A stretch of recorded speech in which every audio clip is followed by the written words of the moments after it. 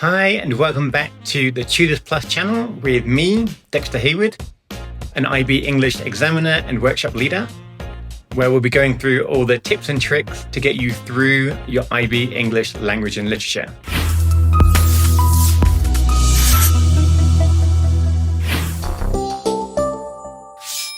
Now, a key factor of why so many IOs lose marks before they even start is because that line of inquiry just isn't doing enough work. So today, let's have a look at what makes a great line of inquiry and one that actually sets you up to go for that 7, raise those marks. So first of all, what is your line of inquiry? The line of inquiry is basically your IO's backbone. It's the question that connects your two texts and your global issue all together. And it's also what the examiners use to judge whether you actually understood what the assessment is about. For example, if your line of inquiry is something like, how does injustice appear in both works? It addresses the works. There's injustice, but it's too vague. You need something more like, how do both authors use imagery and perspective to expose social injustice? Similar question, that's a little bit more developed. So see the difference? One is a topic, the other is an argument. So there's 5 elements that every single line of inquiry needs. You need to define a clear global issue, connects to both works, it should refer to authorial choices, it has to be arguable, and it has to reflect context. So firstly then is your global issue. Now this is the heart of the question.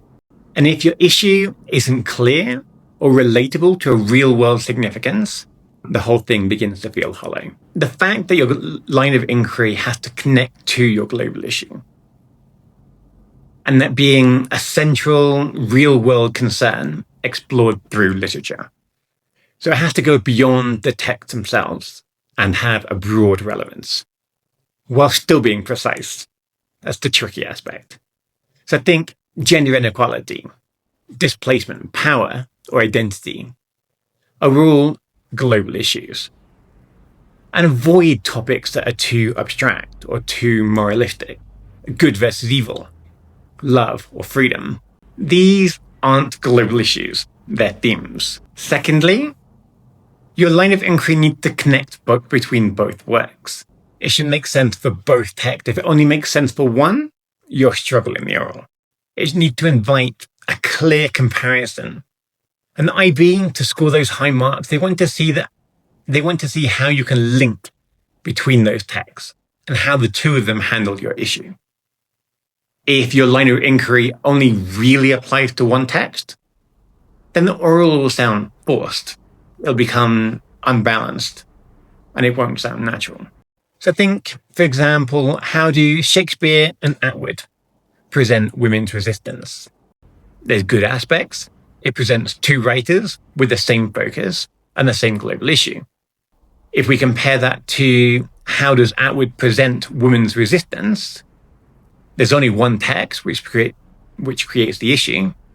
So it's not a line of inquiry for the IO. Then we need to move on to point 3, referring to those authorial choices. Now, the line of inquiry should point towards how the writers create meaning, and this is key, through language, through structure, or through form. And it's also an area where many students struggle. IB examiners want to see the how, the why of your line of inquiry. And your line of inquiry should already nudge you in that direction. It should encourage you to explore those techniques like structure, diction, narrative, perspective, or symbolism, or all of the above. For instance, how do both authors use narrative, voice, and imagery to expose power and control? Notice how you begin to build your method into the line of inquiry, which makes it much easier when you're beginning to progress forwards and starting to answer that line of inquiry. You're starting to talk about it. So it flows from one point to the next. Moving into point 4 then, is it arguable? Avoid yes or no or descriptive questions, as the best lines of inquiry open up that space for interpretation. They need to be open-ended. You need to be able to discuss them and interpret them, not just answer them. And this also leads into the how and the why that we discussed above. If it's a yes or no, it leads into description or summary, which we don't want. For instance, do both authors criticize patriarchy? We're discussing both authors, but it's a yes or no. We're summarizing essentially what will come up in the books. Whereas if we change that to how do both authors use irony and tone to critique patriarchal control, notice how we use those authorial choices. We mention them in our question. It's obvious how we're going to address them. And it's also arguable and analytical. It's open to that interpretation. And then we need to consider point 5, the context. Include words that really hint at the context or the perspective of your text, as this shows the depth. It also shows the understanding of how your texts operate together and in relation to your line of inquiry. So use wording such as cultural, historical, or authorial positioning. And in this manner, if we consider the point, how do both authors use imagery and tone to challenge post-colonial ideas of identity? See how post-colonial builds in that context? Again, it leads into the what we're going to discuss, the what we're going to talk about. And then we compare that to how does inequality appear in both texts? And notice what it's lacking. It doesn't give us that depth. It doesn't lead into the analysis that we need to give it. So by including the authorial choices, the context, we can really move into, and our question begins to move into answering the points that we want to get across to the examiners. And remember, if you're finding this helpful, feel free to click like and subscribe below so you don't miss the next IB English guide. I'll see you there. So then we can consider some common mistakes, some troublesome areas that are often made in an individual oral. Number 1 is writing a statement, not a question. A line of inquiry must invite exploration. It's literally what inquiry means. So both authors show oppression is a statement, not an inquiry. Whereas how do both authors use narrative perspective to portray oppression becomes an inquiry. It leads into a depth. A second point could be the fact that it's too broad or too obvious. If your line of inquiry could apply to 100 different texts, it's too broad. How is love presented? Or how do authors show injustice? It won't cut it. You need to go beyond this, make it deeper, make it more complex, and make it more refined to the text that you've chosen.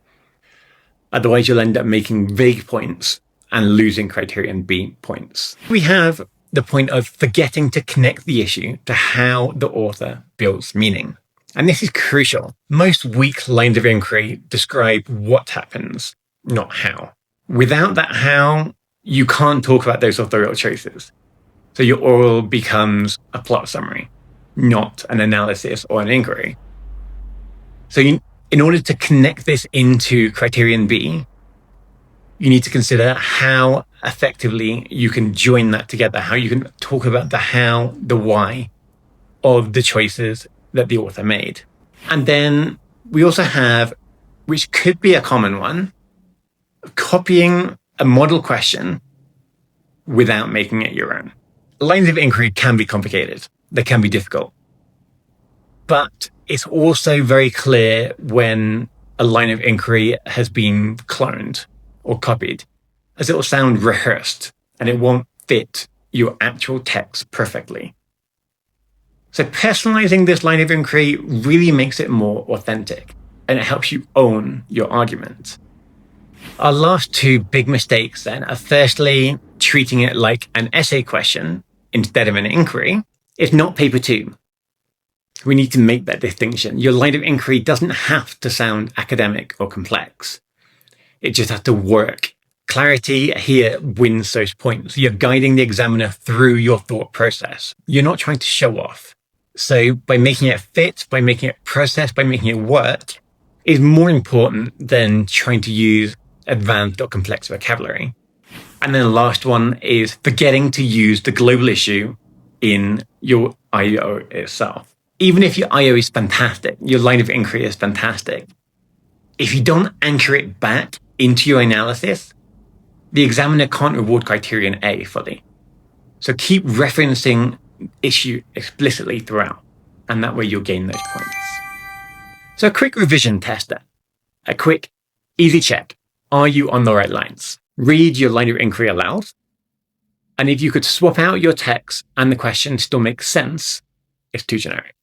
A great line of inquiry needs to work only for your text, no one else's. How do authors show ambition and power? In this case, it could apply to Macbeth, The Great Gatsby, 1984, or even Things Fall Apart. So it becomes too broad. It's a red flag. We need to apply that lock and key test. And this lock and key is essentially making this connection to see if it works. Your two works in this case are your key. Do they fit? Do they connect? Do they work? And if only your two texts lock it or unlock it, it hits the right answer. If any others can open it, it's too broad. So before your IO, test your line of inquiry against these 5 checks. And a strong question does half the work for you. It shapes your analysis and it keeps you focused. So if you want a breakdown of global issues next, let me know in the comments or check the links below. As always, we would greatly appreciate it if you follow @Tutors Plus for more IB English tips we'll have coming. If you require a tutor, you want more help, more personalized help in taking this into the next level, click the link below and we'll see you there. Bye-bye.